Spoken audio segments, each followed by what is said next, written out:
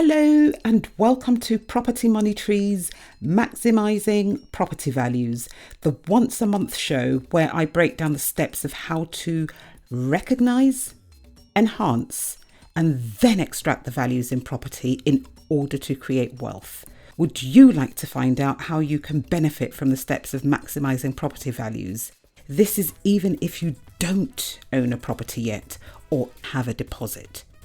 If that's a yes, then you're in the right place to find out. My name is Patricia Faber, and although many know me for my work as a solicitor, on this show you will be getting the benefit of my 30 plus years worth of experience of maximising property values, experience which has given me a net worth in millions. So who might benefit from listening to this show?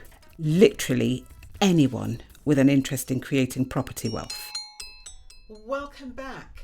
We now know when the Renters' Rights Act is going to be implemented, and it's going to start on the 1st of May. I'm just looking at the penalties now and the amounts that the government has actually written down. So the first one there is it's to do with the Protection from Eviction Act 1977 offences. So they are in that particular act, and it will be it's for unlawful eviction and harassment, and the civil penalty is £35,000 is what they're saying local authorities should start with. Now, so what can landlords do to protect themselves against this? This is very, very, very, very simple.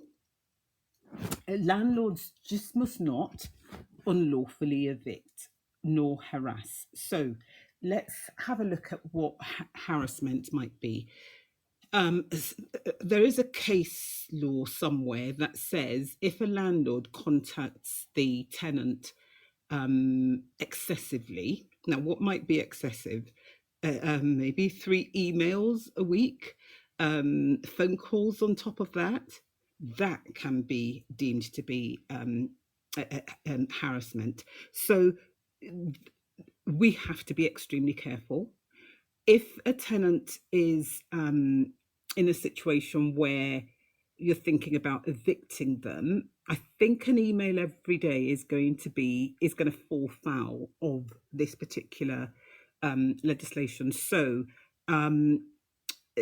one thing that is, I think, you see, again, for me, I suppose because of my legal background, when I look at things like this and I think about the practicalities, I then think about ways to minimize the downside. Now, if somebody owes you money and say you need that money so that you don't fall into debt, you're going to be really, really stressed.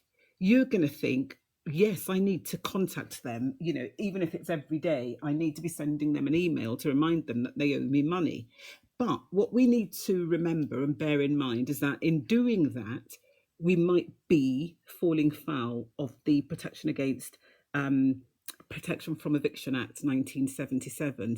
But what we could do is in our tenancy agreements, so do write this down if you think this might be useful for you, and then you can speak to whomsoever it is that's drafting your agreements. In your tenancy agreements, you could say, if you owe money, we will contact you, once a week, just to make sure that you are, aware, or something, phrase it in a way that is not oppressive. But you see, if it's in the tenancy agreement and they sign up to that, and you then do that, that will not be harassment, because that is you doing what you've said you're going to do in your tenancy agreement, and it's not unreasonable to contact somebody once a week, in my opinion, anyway. So that is that on that. So that is the practical step that I think people can take about that. Regarding unlawful eviction itself, you have to be determined to do that for that to happen. So you just can't do it. It really is that simple. You cannot evict somebody unlawfully. And if you do, then you'll be facing the kind of penalty that I'm talking about here, which is going to start at £35,000, and it could go up, it could go down. But regarding harassment, that is where the grey area lies. And also, what I would say is probably have set rules as to how you approach your tenants. I've said to tenants, just message me. Let's not have conversations, because when you have conversations, it is when you could be playing into a rogue tenant's hands, because they might say, oh, Patricia swore at me. She said she was going to send some goons around, and they were going to actually, mess me up, or whatever it is they might decide to say. Again, that would be harassment.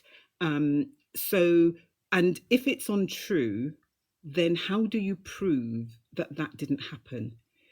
Because they will be down at the councils crying and wringing their hands. Who is the council going to believe? Especially if, when they get this money, they can keep it and use it.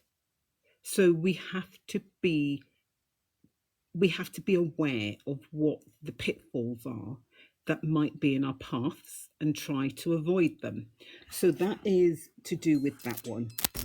Do take care, and hopefully you'll be back next month to listen to what I've got to say then. And in the meantime, take care.